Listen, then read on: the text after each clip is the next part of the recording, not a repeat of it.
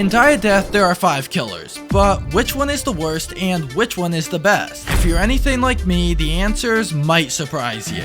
Starting off, we have a very popular killer, that being Pursuer. He does what you expect and pursues people. With a sprinting speed of 27 compared to the Survivor's sprinting speed of 24, he can easily catch up to them. But it gets even better when we look at his abilities. The Howl ability causes any player within a 100 stud radius to get slowness for 6 seconds, which allows you to catch up even quicker. Now, going fast and all is great, but how do you actually eliminate the players? Fortunately, Pursuer's M1 ability does 20 damage and only has a 1 second cooldown, meaning you can use it over and over again. However, there is one major downside to this. Because so many players use Pursuer, a lot of the survivors have become accustomed to dodging and blocking the attack. But if that happens, why not use the Cleave attack? This ability launches you forward directly into players, dealing 20 damage. Then if you get lucky, sometimes it'll even do 30. Although be careful, because if they dodge the Cleave, you'll get slowness for 2 seconds. I got a question, do you ever just wish you could go invisible? Well, fortunately with Pursuer's stock ability, you can do just that. And to make it even better, you even get a slight speed boost. However, once the ability ends, you won't be able to do anything for 3 seconds. This also happens when you switch from being invisible back to being visible, and it doesn't help that every Pursuer ability can be punished by other killers on this list, so make sure you use them effectively. Overall, easy S tier.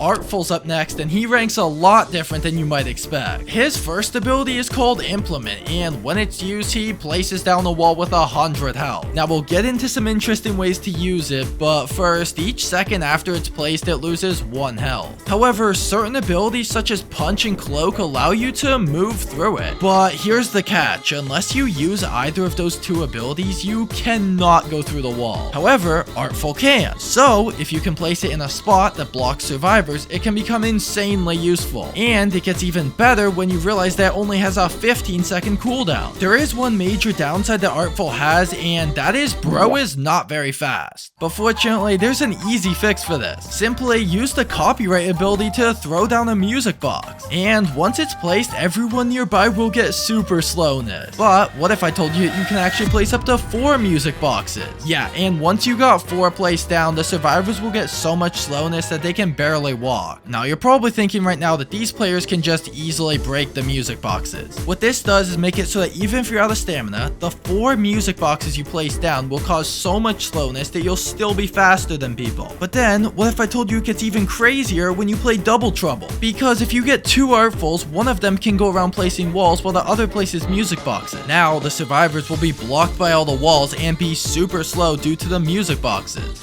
Harkin is up next, and if you're anything like me, her ranking comes very unexpected. When Harkin is an active healer, all her abilities make noise. She's got a passive noise meter, which is the little bar at the bottom of the screen, and once it fills up, she gets enraged. And her attacks do ridiculous amounts of damage. This only ends when the meter drops to 10 or less, and the meter is bigger with more survivors. But it gets even crazier when the free speed boost and auto highlight on nearby survivors gets enabled. Her M1 ability is not bad as a start because she swings her arm for a quick 20 damage.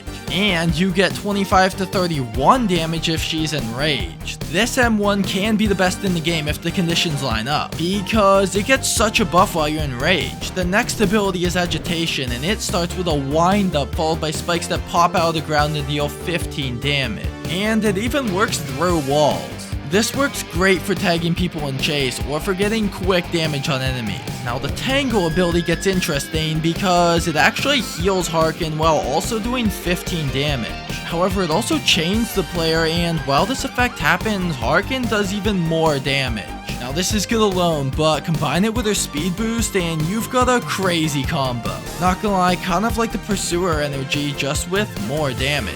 Now the Emily ability is where things get a little weird. Overall it's just a light javelin, but it does 80 self damage.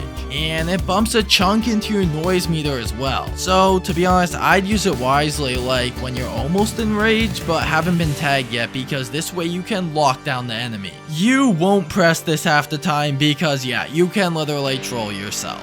Overall, Harkin is very good, but maybe a little too good when enraged. However, the noise meter does knock down a few points, so overall an easy A tier.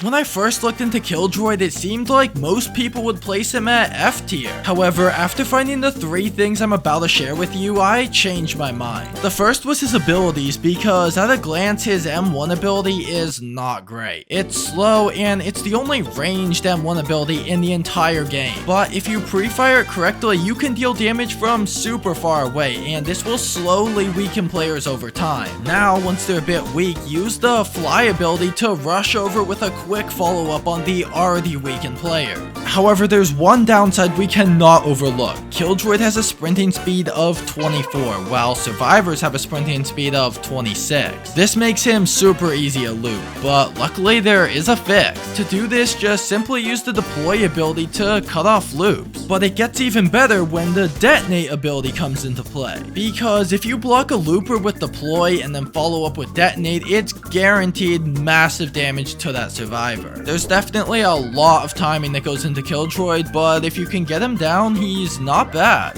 When I first looked into Badware, I started to think, is Badware like the worst killer in Diet Death? Because think about it, your M1 hitbox sucks, Firewall Bypass makes you immobile for 6 seconds and then becomes weaker as the player count drops, and Bolt just starts off super weak and either gets blocked or dodged. But that's when I realized something unexpected. His M1 ability is not bad, dealing 20 damage and it only has a 1 second cooldown. But Badware is so slow, so use Firewall Bypass to gain speed. But just keep in mind that survivors can destroy it. I wish I could say something better about Bolt, but this ability just makes Badware charge forward, dealing 10 damage on impact. However, the Rift ability is when things start to get serious. When you teleport, you gain a massive speed boost, and survivors near computers gain the blood effect. Quick tip, to teleport faster, just put your cursor directly on the computer. At this point, I was gonna put Badware in F tier. That was until I discovered this secret. The M1 ability is really fast, so if someone comes with a punch and misses, you can do it twice and combine it with a bolt for a ton of damage. On top of this, the Firewall Bypass has a very quick cooldown, so spawn as many as possible, because the more you have, the better they become. Now this was good, but what does your Diet Death skin actually say about you? To find out, click this video next.